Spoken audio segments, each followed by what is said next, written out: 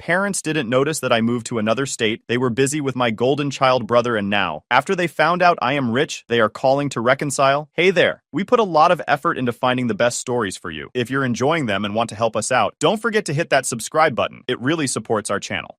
Now let's start the video. OP starts by saying, Hey, Reddit. I've been lurking here for a while, reading other people's stories about their messed up families, and I finally decided to share mine. I don't know if anyone's going to read this, but honestly, just typing it out feels like a relief. Let me start from the beginning. My name's Ethan, and if I had to describe my family dynamic in one word, it'd be lopsided. Growing up, my parents, Mark and Linda, didn't just have favorites, they had a favorite. My younger brother Ryan was the golden child. He was their pride and joy, the one they doted on, praised, and supported in every possible way. And me? I was the invisible one, the kid who got just enough attention to keep me alive, but not enough to feel like I mattered. Ryan was one of those kids everyone loved to be around. He had that magnetic energy, always smiling, always talking, always charming people. From the moment he could walk, my parents acted like he was some kind of miracle. I, on the other hand, was quieter and more reserved. I liked books, drawing, and tinkering with little projects in my room. I wasn't the type of kid who lit up a room, and I guess that made me less interesting to them. The favoritism started small. When we were little, Ryan got more toys than I did. At first, I thought maybe it was because he was younger and my parents were trying to make him happy. But as we got older, it became clear that this wasn't about his age. It was about him being their star, and me being, well, the other kid. Birthdays were a perfect example. For Ryan's birthdays, my parents went all out. Big parties, expensive gifts, the whole 9 yards. For mine, it was usually just a cake and a happy birthday, before they went back to talking about Ryan's latest achievements. One year, I remember asking for a new art set. Instead, they got me a pack of pens from the dollar store. Meanwhile, Ryan got a brand new bike for his birthday that same year. But it wasn't just material things. The emotional neglect hurt even more. When I got straight A's on my report card in middle school, I was so proud. I thought, maybe this will get their attention. I showed my mom, hoping for at least a "good job, Ethan." Instead, she glanced at it and said, "That's nice," before turning to gush over Ryan's latest basketball game. He wasn't even good at basketball, but somehow, his 2 points in a middle school game were more exciting than my academic achievements. That kind of thing happened all the time. If Ryan had an interest, my parents were all in. They bought him gear, signed him up for lessons, cheered him on at every game. But when I showed interest in something, it was like pulling teeth to get them to care. Once, I told them I wanted to start a small online shop to sell handmade crafts. I'd been saving up for months and needed a little extra money to buy supplies. My dad laughed and said, "You don't need to waste your time on that. Focus on something practical." Then, a few months later, Ryan announced he wanted to start a fitness gear brand. My parents immediately opened their wallets. They helped him buy equipment, paid for a professional website, and even hired a graphic designer to create his logo. I remember sitting there watching all this unfold and thinking, why does he get everything handed to him while I have to fight for scraps? By the time I hit high school, I had learned to stop expecting anything from them. Ryan was their world, and I was just the guy who lived in the same house. They were so focused on making sure Ryan succeeded that they didn't notice I was slowly pulling away. Ryan, of course, loved being the center of attention. He had this smug attitude, like he knew he was the favorite and enjoyed rubbing it in my face. If I got a new pair of shoes, he'd laugh and say, "Finally upgrading from those hand-me-downs?" If I tried to join a conversation at the dinner table, he'd interrupt and steer the topic back to himself. It wasn't just annoying, it was humiliating. I felt like I didn't belong in my own family. My parents encouraged Ryan's behavior by never calling him out. If I complained, they'd say I was being too sensitive or that Ryan was just joking.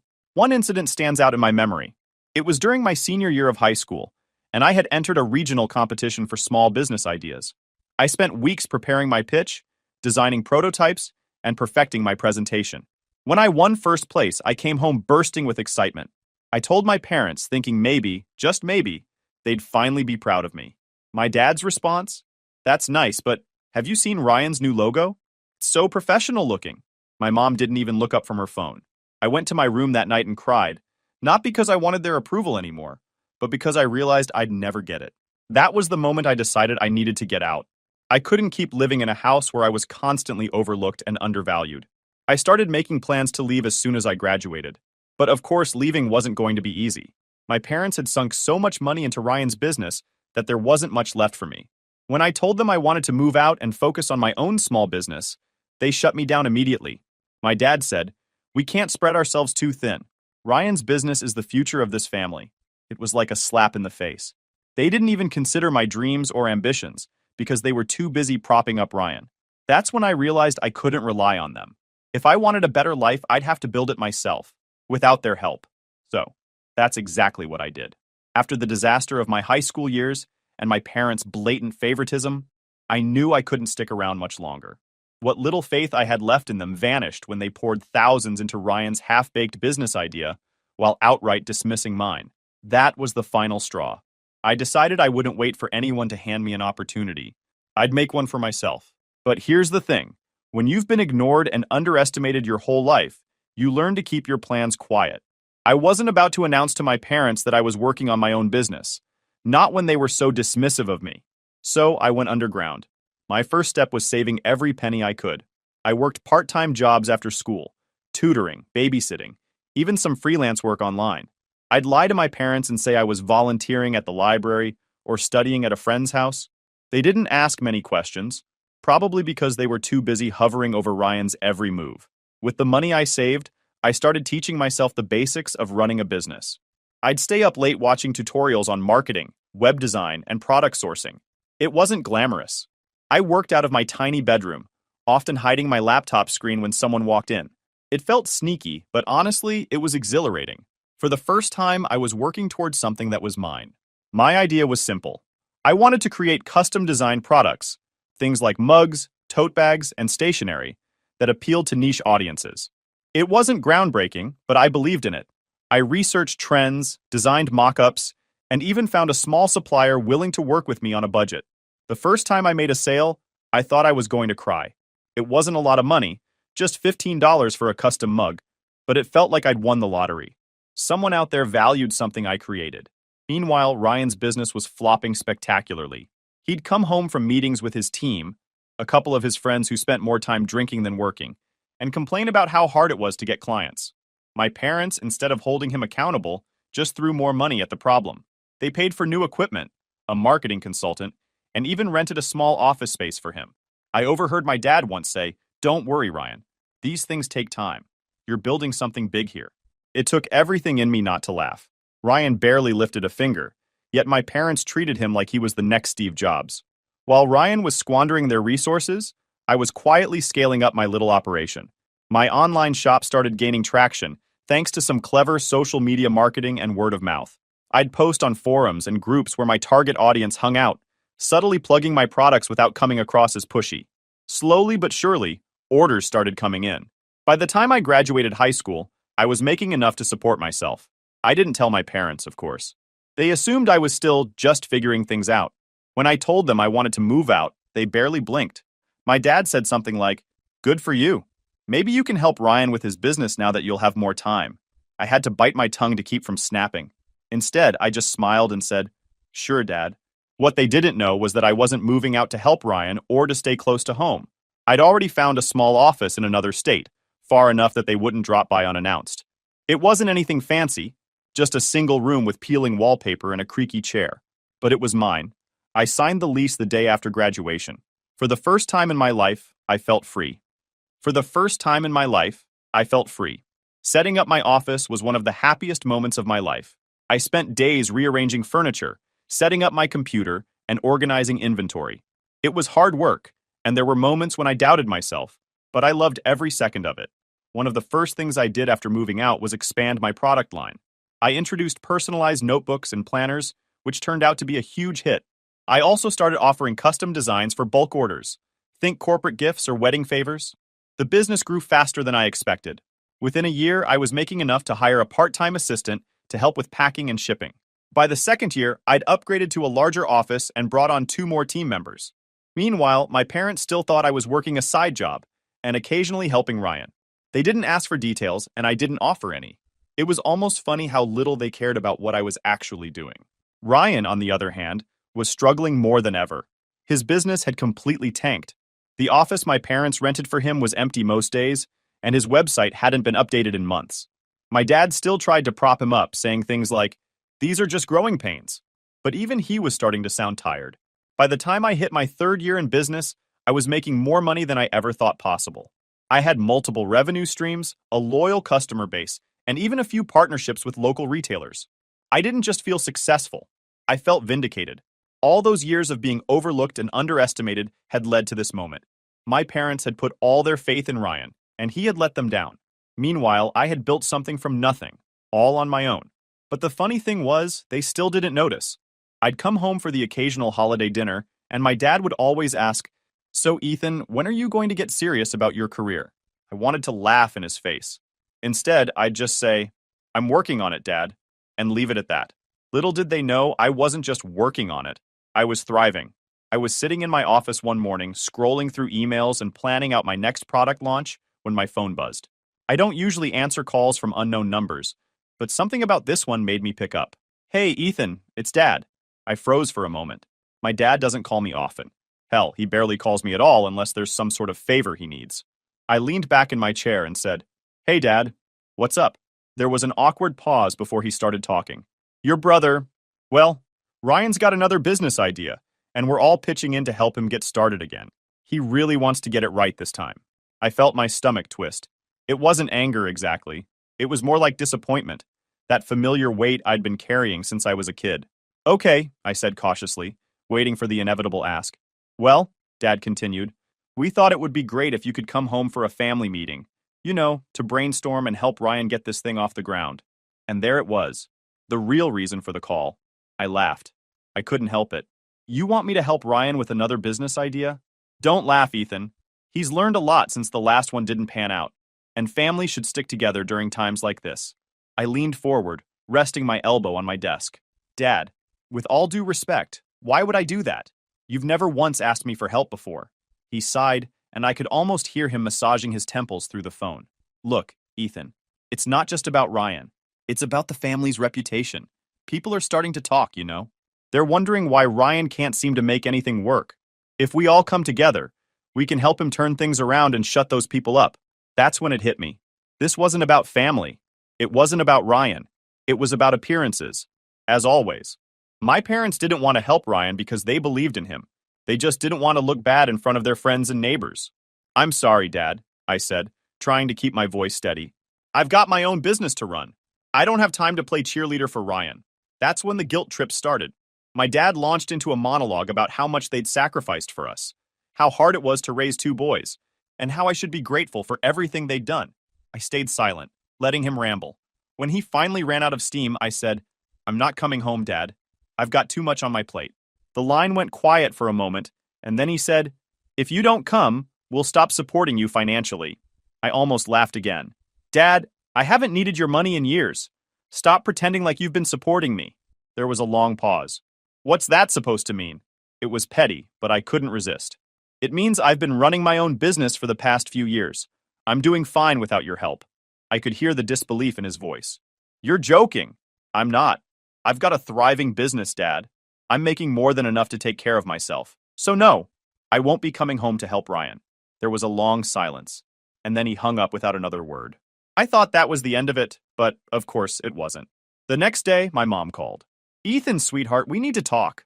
Her voice was soft, almost pleading, but I knew better than to fall for it. "What do you need, Mom?" She sighed dramatically. "It's about Ryan. He's been so stressed lately, and your father and I are worried about him. We think it would mean a lot to him if you came home and supported him. He's your brother, after all." I gritted my teeth. "Mom, I'm not coming home. I have my own life, my own business. Ryan's problems aren't my responsibility." "But we're a family," she said, her voice breaking like she was on the verge of tears. "You can't just turn your back on us." "Mom, I didn't turn my back on you. You turned your back on me a long time ago. I'm not going to drop everything just because Ryan needs another bailout." She sniffled, but I didn't feel an ounce of sympathy. For years, I'd craved their approval, their attention, their support. Now that I didn't need any of those things, they suddenly wanted me to play the role of the perfect son. "Ethan," she said, her voice steadier now, "we just want what's best for everyone. Can't you see that?" "No, Mom," I said firmly. "You want what's best for Ryan. You always have. I'm done being second place in this family." I hung up before she could respond. Over the next week, the calls kept coming. My dad left angry voicemails, accusing me of being selfish and ungrateful. My mom sent me long texts about the importance of family and how I was breaking her heart. I ignored them all. But then something unexpected happened. One of my friends from high school reached out and said my dad had been asking around about me. Apparently, he'd gone to the local college I was supposed to be attending and tried to pull my records. When they told him I wasn't a student there, he completely lost it. I could only imagine the look on his face when he realized I'd been lying to him for years. A few days later, I got another call from my dad. This time, he was furious. "What the hell have you been doing with all the money we sent you for tuition?" I couldn't hold back my laughter. "I used it to build my business, Dad. Thanks for the seed funding." "You lied to us," he shouted. "Do you have any idea how embarrassing this is?" "For who?" I shot back. "You, Ian? Because I'm doing just fine." He tried to lecture me about trust and respect, but I cut him off. "You want to talk about trust? Respect? Where was that when I needed it? When I was busting my ass to succeed and you couldn't even bother to notice?" He hung up on me again. That's where things stand now. My parents are furious. Ryan's probably sulking, and I'm just sitting here, finally feeling free.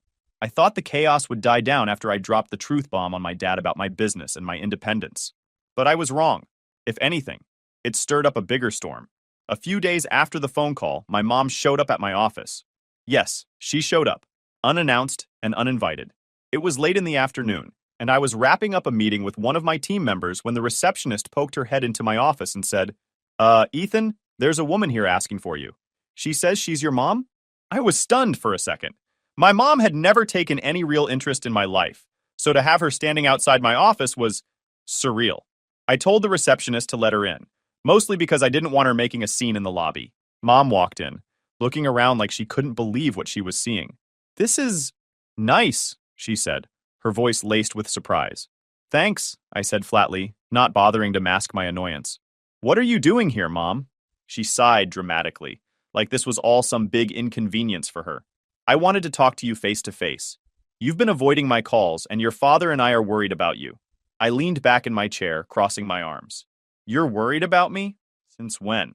"Don't be like that, Ethan," she said, her tone shifting to one of forced sweetness. "We're family. Families argue sometimes, but we need to stick together." I could feel my patience thinning. "Is that why you're here? To guilt trip me into coming home and playing happy family?" Her face fell for a moment, but she quickly recovered. "No, I'm here because we want to make things right. Your father and I talked about it, and we realize we might have been too focused on Ryan over the years. We want to make up for it." I didn't believe her for a second. Make up for it? How exactly? By pretending the last 20-something years didn't happen? Her eyes darted around the room, avoiding my gaze. We want to support you now, Ethan.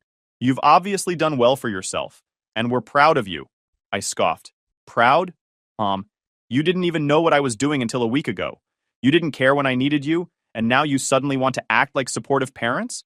Why? Because Ryan's business failed, and you need someone to bail you out?" Her face flushed red. "That's not fair. We've always cared about you." "Stop," I interrupted, my voice sharp. "Let's not rewrite history. You came here because you're desperate, not because you care. So why don't you drop the act and tell me what you really want?" She hesitated, her hands fidgeting with the strap of her purse. Finally, she said, "Your father and I are in a bit of a financial bind. Ryan's last venture cost us more than we expected, and, well, we were hoping you could lend us some money to get back on our feet." I laughed bitterly. "Of course. It always comes back to money." "It's not just about money," she said quickly. "We want to rebuild our relationship with you too. This could be a fresh start for all of us." I stared at her, trying to decide if she actually believed what she was saying or if she was just trying to manipulate me. "You spent years ignoring me, dismissing me, and now you want a fresh start because you're broke? That's not how this works, Mom. I'm not your safety net." Her expression hardened. "Ethan, we're your parents. We've done so much for you over the years." "No, you did so much for Ryan," I snapped. "Don't sit here and pretend you were some kind of supportive parents when you couldn't even bother to ask how I was doing most of the time. I don't owe you anything." She stood up abruptly, her chair scraping against the floor. "You're being selfish. We're still your family, whether you like it or not. And you were my family. But you treated me like I didn't exist," I shot back. "Now, if you don't mind, I have work to do." She left without another word, slamming the door behind her. I thought that was the end of it. But of course my parents weren't done. A few days later, I got another surprise visitor. Ryan. He showed up at my office looking like a mess, unshaven, disheveled, and desperate. I almost didn't recognize him. Ethan, he said as he walked in, can we talk? I sighed, leaning against my desk. What do you want, Ryan? He sat down heavily, running a hand through his hair. Look, man, I know things haven't been great between us, but I really need your help right now. I raised an eyebrow. You need my help? That's a first. He flinched but pressed on. I screwed up, okay? Thought I could handle everything, but I couldn't. And now Mom and Dad are blaming me for all their problems. They're saying it's my fault the business failed, my fault they're broke. Isn't it? I asked bluntly. He looked at me, hurt, flashing in his eyes. I didn't mean for things to turn out this way. I thought I could make them proud, you know? But now, they're turning on me, and I don't know what to do. I folded my arms, staring at him. So you came to me because what? You think I can fix everything? I don't know, he admitted, his voice breaking. I need someone to have my back. Please, Ethan. I shook my head. You've got some nerve coming to me after everything. You bullied me, Ryan. You treated me like crap while Mom and Dad cheered you on. And now you want me to save you? I'm sorry, he said quietly. I was an idiot back then. I didn't realize how much I was hurting you. Too little, too late, I said firmly. I've moved on, Ryan. I built a life for myself without any of you. I'm not going to let you drag me back into the mess you created. He sat there for a moment. His shoulders slumped before standing up. I guess I deserve that, he said. But for what it's worth, I really am sorry. I didn't say anything as he walked out the door. Since then, I haven't heard from any of them. My phone's been blissfully silent, and I've been focusing on my business and my life. For the first time in years, I feel like I'm in control. I thought I'd seen it all after my parents and Ryan tried to guilt-trip me into helping them. I thought I could finally put all their drama behind me and move forward with my life. But life, as it turns out, has a funny way of throwing one last curveball when you least expect it. About a month after Ryan's desperate visit, I got a letter in the mail. Not an email, not a text, an actual letter. I can't remember the last time anyone had written to me, so I was intrigued enough to open it. The handwriting was familiar. My mom's. The letter was long, rambling, and honestly hard to read in some places because of the smudges where tears had clearly hit the page. She started with the usual, how she and my dad missed me, how they regretted everything that had happened, and how much they loved me. But then it took a turn.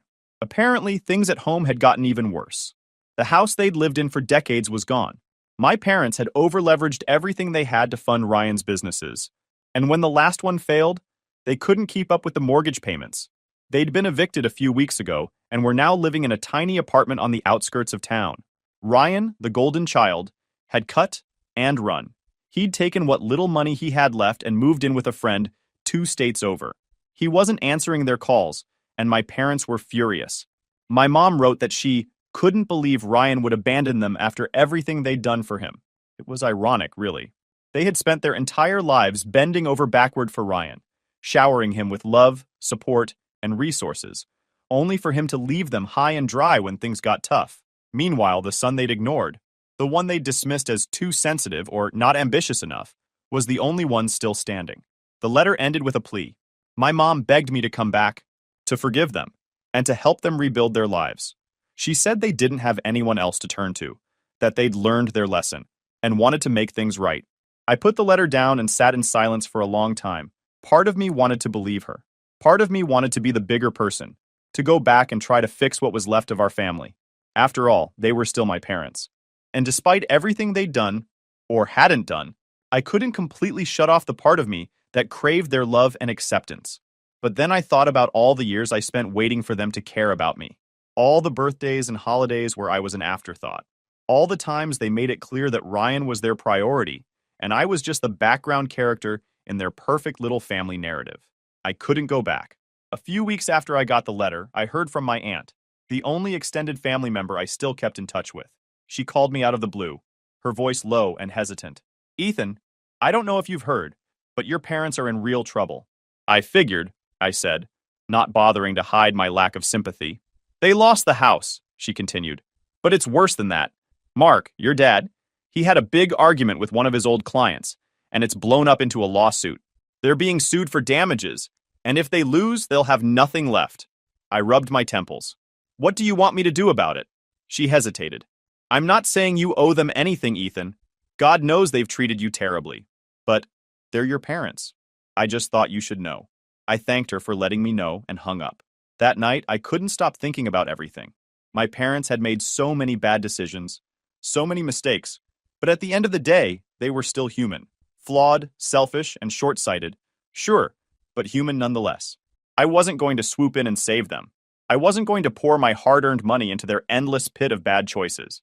But I decided I could give them one thing: closure. I called my mom the next day. She picked up on the first ring, her voice shaky and emotional. "Ethan, is that you?" "It's me," I said. "Oh, thank God," she whispered. "I've been praying you'd call. How are you? Are you okay?" "I'm fine," I said, keeping my tone neutral. "I just wanted to talk." She started crying, real guttural sobs that made me feel uncomfortable. After a few moments, she composed herself enough to speak. "Ethan, I'm so sorry. For everything. For how we treated you. You didn't deserve that. None of it." "I know I didn't," I said. "And I appreciate the apology, but it doesn't change what happened." She sniffled. "I know, I don't know how to fix this." "You can't fix it," I said bluntly. "It's too late for that. But you can learn from it. Maybe someday we can have a relationship, but it's going to take time, and it's going to take real effort from you and Dad. We're willing to do whatever it takes," she said quickly. "We'll prove it to you, Ethan. I promise." I didn't respond right away. I knew better than to put too much stock in her promises. "Take care of yourselves," I said finally. "That's all I can say right now." We hung up, and I felt an odd sense of peace. For the first time in my life, I felt like I was in control of my relationship with my family. Final update. Hey Reddit. It's me again. I know I said I was done with my parents and their drama, but life has a way of complicating things. I've been sitting with everything for the past few months, and I realized something. No matter how much they've hurt me, they're still my parents. That doesn't mean I'm forgiving everything overnight, or pretending it didn't happen. It just means that I couldn't shake the thought of them struggling, homeless, and hopeless. As much as I wanted to stay detached, the idea of walking away entirely started to feel wrong. So, after a lot of internal debate, I decided to step in, not to fix their lives, but to give them a fighting chance to fix it themselves. I made one thing clear to myself. This wasn't about being the hero or proving a point. This was about setting boundaries and doing what I felt was right. A few days ago, I drove to the tiny apartment my parents had moved into after losing the house. I hadn't told them I was coming, and I wasn't sure what to expect. When I knocked on the door, my mom answered. She looked older than I remembered, more worn down. Her eyes widened when she saw me. "Ethan," she whispered. "You came." "Yeah," I said, stepping inside. The apartment was small, cluttered, and depressing. My dad was sitting on the couch, flipping through a stack of papers. He looked up when he heard my voice. "Ethan," he said gruffly, standing up. "What are you doing here?" I looked between the two of them and took a deep breath. "I'm here because I've been thinking about everything, and I've decided I want to help. Not because I owe you anything, but because I want to." My dad's face twisted in confusion, while my mom's eyes filled with tears. "Ethan, you don't have to do this," she said. "We don't deserve it." "You're right," I said bluntly. "You don't, but that's not the point. I'm not here to rehash the past. I'm here to give you a chance to get back on your feet. That's it. No strings attached, no guilt trips. Just a chance." My dad sat back down heavily, running a hand through his hair. "How?" he asked after a long silence. "I'll help cover your immediate debts, rent, basic bills, stuff like that, but only temporarily," I explained. "And I'll help you figure out a plan to get back on track. But that's it. The rest is on you." They both nodded, stunned into silence. Over the next few days, I sat down with them and went through their finances. It was worse than I thought. They were drowning in credit card debt, overdue bills, and the fallout from my dad's lawsuit. Ryan's failed businesses had left them with nothing but broken promises and unpaid loans. I helped them set up a budget, arranged for some of their smaller debts to be consolidated, and even paid a couple of urgent bills to keep the lights on. It wasn't easy seeing how far they'd fallen, but I kept reminding myself that this was a temporary arrangement. There were a few tense moments, of course. My dad had a hard time swallowing his pride, and my mom kept trying to apologize for everything. I told her that apologies were fine, but what I really needed was for them to take responsibility for their lives moving forward. "This is the last time I'm doing this," I said firmly. "After this, you're on your own." They both nodded, and for once, I believed they understood. The hardest part was facing my own emotions. Every time I handed them money, or sat down to help them figure out a problem, a part of me wondered if I was being stupid, if I was setting myself up to be taken advantage of again.